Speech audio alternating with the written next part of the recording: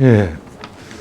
지금 화천대유가 문제가 되고 있고, 지금 보도된 바에 따르면은, 곽상도 의원 아들이 50억을 받은 건 드러났죠. 조정철 시장님, 상식적입니까? 별로 상식적이지 않죠. 근데 저는 그분이 SNS에서 직접 해명한 내용을 가지고 이게 말이 되나 이런 걸 한번 따져보겠습니다.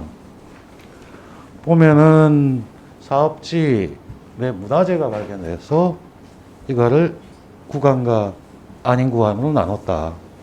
그리고 멸종위기종이 발견돼서 사실 PF 하다 보면 가장 어려운 게 이런 겁니다. 아시다시피 장릉 아파트 공사에서도 김포 장릉이 있어서 진행이 안 되고 여러 가지 논란이 있는 가장 큰 리스크죠.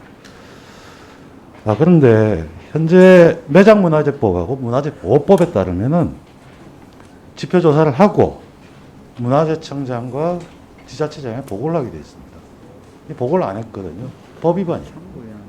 또한 야생동물법에 따르면 멸종위기종 하면 환경부 장관에 신고하고 허가를 얻어야 됩니다. 자, 이 두 가지 아예 지키지도 않았던 거죠. 그러니까 이거는 뭘 이야기하냐? 화천대유가 사업을 하는 과정에서 불법을 저질렀다. 이 이야기거든요. 이런 것들이 불법의 대가로 성과급을 받았다. 는 이야기를 하는 거거든요. 과연 이 부분에 대한 수사, 고발 필요하겠죠. 필요하지 않겠습니까? 근데 보면 동료 의원이기 때문에 말을 하기 그렇지만 곽 의원은 2016년 6월부터 2018년 5월까지 20대 국회에서 교육문화체육관광위원회 위원입니다. 문화재보호, 그죠? 유관 있는 상임입니다. 이거 조사해야 되지 않을까요? 이해상충 아닌가요, 이거? 그리고 또 해명이 아주 이상한 게 있습니다. 이건 굉장히 심각한 사안입니다. 수익이 가식화되고 해서 2020년 6월에 퇴직금을 포함해서 성과급 5억 체결했다고 했습니다. 회계 원리상 퇴직급여 충당금이나 미지급 성과급으로 계정을 기재해야 됩니다. 뿐만 아니라 모든 임직원들이 그렇게 했다. 그게 다 해야 되거든요. 자, 이게 바로 분식회계입니다. 다음 한번 보시죠. 화천대유 감사보고서를 보면요. 당기 순이익이 1,700이 계상되어 있습니다. 아까 그런 비용들이 계상이 안 되어 있다면 탈세를 위한 이면 계약이. 자, 이런 것들이 바로 압수수색과 해서 수사에서 해결되어야 하는 사안 아닐까요? 지금 해야 될 사실은 보면 분식회계 탈세 조사하고 또한 이 연결 재무제표를 보면 최대 주주에게 대여금이 473억, 대표이사 대여금 12억. 대여금을 현금으로 뽑았습니다. 자, 대여금을 회계할 때 가장 좋은 게 대여금이라도 계좌로 해야지만 증거가 남고 이 대여금이 대여금인지 아닌지는 알 수 있을 겁니다. 현금을 뽑았으면 일반적으로 이거는 법인과 개인이 분리되어 있기 때문에 횡령 배임의 소지가 있습니다. 이 돈을 증빙을 못하면 그거 자체가 횡령 배임죄입니다. 이 돈은 어디 갔을까요? 어디다 썼을까요? 이런 것들을 조사하는 게 바로 뭐겠습니까? 철저한 수사입니다. FIU가 바로 이걸 발견한 거거든요. 그렇기 때문에 통보를 했고 지금 압수수색이 진행되고 있습니다. 과연 우리 사회가 가야 될 게 투명한 사회이지 않겠습니까? 또한 마지막으로 그 대주주인 김만배 씨, 언론사 부국장을 하면서 이 영리행위를 했던 거, 겸직의 의무 위반 아니겠. 이런 것들을 명확하게 수사를 하는 게 최우선입니다. 그렇기 때문에 특검 논란 지전 바로 수사를 통해서 밝히고 이게 제대로 드러나지 않으면 또한 미진하다면 특검하고 정상적인 수준이라고 생각합니다. 조정이 좀 생각합니다. 예, 뭐 제가 이쪽에는 사실은 또 전문성이 없어가지고 제가 뭐라고 답변하기가 좀 그렇다는 점을 양해해 주시면 감사하겠습니다. 예, 수고하셨습니다. 다음 권은희 의원님 질의해 주시기 바랍니다. 예, 존경하는 우리 유동수 의원께서 아까 가상자산 과세 문제를 이야기했기 때문에 추가적으로 잠시만 질의를 하겠습니다. 과세를 하려면 거래소가 세금 자료를 하는 전산이 되어 있어야 됩니다. 지금 등록된 거래소 4개인데 확인해 본 결과 전산 자료 구비가 안 돼 있어요.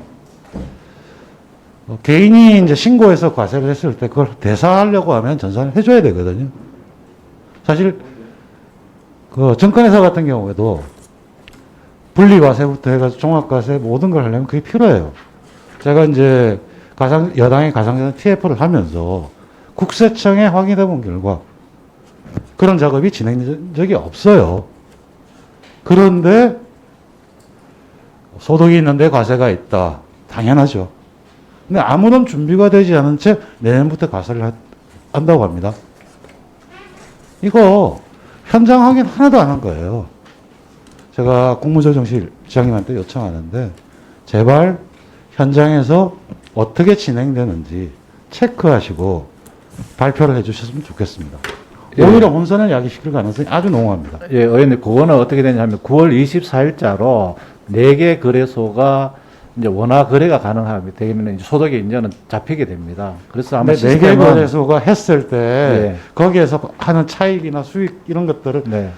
종합하는 전산 시스템이 구축되어 있어야 된다는 소리예요, 제 말씀은. 네, 네, 예. 근데 그 시스템 구축에 대한 준비가 안 돼 있는데 했다가 혼선이 생기면 더 큰 혼란을 가져오니까 예, 그런 점을 그걸 감안해서 챙겨서 예, 하도록 하겠습니다. 이제 가상자산은 그렇고요. 공공의료 관련해서 좀 질의를 하겠습니다. 네. 잘 아시다시피 우리가 K방역이라고 하면서 코로나에 적극적으로 대응했던 것도 보면 건강보험 체계와 공공의료 시스템이 작동됐던 것 때문이죠. 네. 그리고 그 사람들의 협조, 정부가 잘했던 것보다 가장 중요한 게 거기 있죠. 근데 아시다시피 우리나라 인구 1000명당 공공의료 병상수는 1.3개밖에 안 됩니다. 10%죠. OECD 평균 이렇게 적습니다. 그런데 여기다가 엄청난 부담을 주고 있는 거예요. 민간병원에. 그렇죠? 다음 슬라이드를 보시겠습니다. 2020년 코로나에서 예산 집행 현황을 봤습니다. 뭐가 느껴지십니까, 이게? 예, 뭐 집행률이 좀 낮은 걸로 나타났습니다. 그렇죠. 예. 아니, 코로나를 해서 병상의 부족이라든지 그런 문제가 있는데 집행률이 이렇게 낮다? 참 심각하지 않습니까? 다음 페이지를 한번 보시겠습니다. 근데 지난 6월 달에 2차 공공의료 보건의료 기본계획이 나왔습니다. 목표는 20개 공공의료기관 그리고 공공적인 역할을 하는 민간의료기관 확대 이야기했습니다. 근데 이 3개가 있잖아요. 그러면서 계획은 3개가 신축 중입니다. 이게 보면 서부산, 대전, 올해 1월에 예타 면제, 진주권은 예타 면제를 추진하는 상황입니다. 자, 이렇게 해가지고 공공병원 확충 계획 달성할 수 있겠습니까? 국정과제죠. 다음을 한번 보시겠습니다.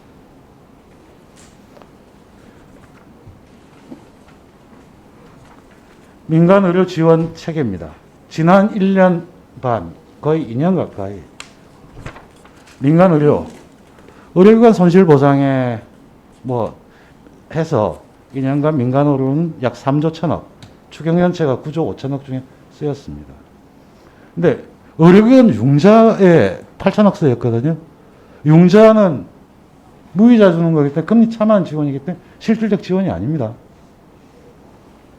그러면 그 다음에 의료기관 손실 보상이라고 하는 거는 그 사람들 받음으로 해서 다른 환자 못 받은 거잖아요. 네. 이걸 보상해 주는 걸 민간을 지원해 줬다고 할 수 있을까요? 민간 의료기관은 정말 현장에서 치열하게 하고 있습니다. 근데 정부가 가장 중요하다고 한 이런 부분입니다. 그러면 다음 한번 보시겠습니다. 이렇게 고생한 전담병원을 하면 누가 더 참여하겠습니까? 근데 지난 7월 달에 손실보상 관련해서 지침을 변경했습니다. 기존 하다가 감염병 소당 평균 단가로 했습니다. 이러다 보니까 손실지원금이 줄어요. 그러니까 반발이 생기니까 8월 달에 해서 다시 약간 회복됐습니다. 그런데 파견 인력에 대한 의료비도 손실보상금액에서 제외를 했습니다. 그럼 이게 보상이라고 할 수 있을까요? 이렇게 현장에 혼선을 주고 있죠. 사실 봅시다. 지난 보건의료 쪽에서 파업을 예정을 했었고 우리 총리님까지 나서서 협상을 완료했습니다. 근데 최근에 8월 달에 코로나 환자를 배정받지 않는 치료병상에 대해서는 관리 방안을 내놓으면서 여기는 손실보상을 불인정하기로 했다. 사실 병원이 운영하면서 피로도가 누적되고 한 상황에서 그 상황을 보지도 않은 채 한다는 것은 굉장히 탁상행정 아닌가요, 이거? 이러면서 의사들한테 뭘 요청을 하고 할 수 있는 게 과연 정부가 기능을 하고 있다고 볼 수 있나요? 그리고 작년 대정부 질문에서도 그랬고요. 제가 총리님한테 질의했던 게 있었습니다. 주치의 제도를 질의했을 때 좋은 제도인데 관계부처 간 협의를 한다고 했습니다. 협의 진행된 게 있나요? 없죠? 마침 다행인 것은 저희 당의 1위 후보나 2위 후보가 다 공약을 내놓고 있습니다. 사실 병원 전달 체계 문제 해소하고 하기 위해서는 필요한 제도입니다. 예, 의원님 지적한 사항, 이 공공의료 확충, 그리고 이번에 코로나19 대응 과정에서 이제 의료계 헌신, 공헌에 대한 정부 차원의 보상이 좀 부족하다는 말씀에 대해서는 뭐 저도 의원님 말씀에 동의를 하고요.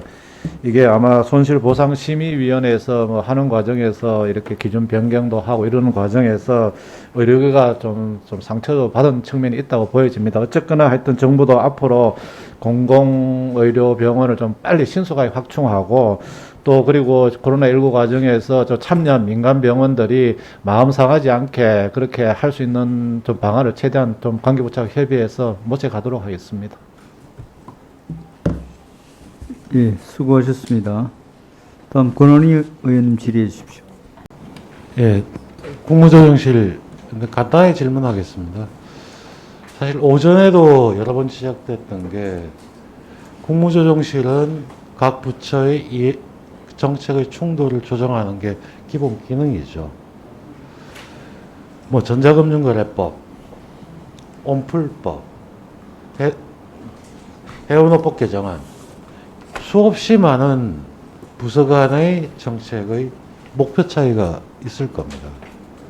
근데 가장 중요한 것은 각각 부서마다 존재 이유가 있고 목표가 있습니다. 조정을 해야겠죠.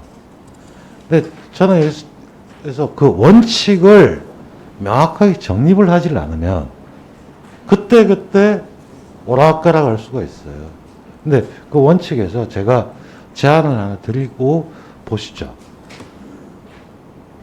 시장 질서를 만들고 규율을 하는 규제하고 어떤 산업에서 진흥하는 법하고 두 개는 같은 곳에서 할 수가 없습니다.